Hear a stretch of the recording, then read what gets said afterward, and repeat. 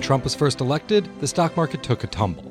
In the following days, however, the Dow climbed to an all-time high. Peter Coy, I am the economics editor of Bloomberg Businessweek magazine, looks into the surprisingly warm reception that businesses, the stock market, and investors have greeted the Trump presidency. Look, anybody who was against Trump would have to admit that it's a bit of a surprise that the stock market has been so strong since he was elected.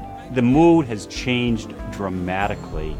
Business essentially is betting that Trump won't do what he says. But what exactly did Trump say that experts believe he will slowly walk back? He's not going to drag us into war. He's not going to start trade wars.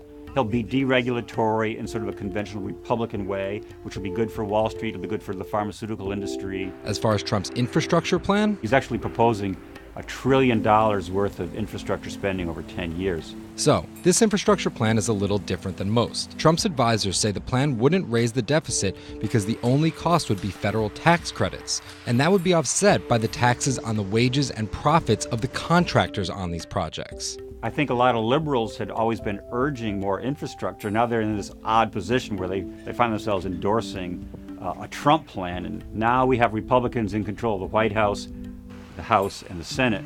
A deal that should have been done years ago finally will get done. The only thing bigger than Trump's infrastructure plan are his proposed tax cuts. It's so big that even some of the conservative organizations like the Tax Foundation that like tax cuts are saying it would blow a hole in the federal budget and cause a large increase in the federal debt. It's also aimed so that the largest portion of benefits go to the richest Americans. So these are the kinds of people who will be benefiting most from Trump's tax cuts. The theory, of course, is that you cut taxes, you induce more economic activity.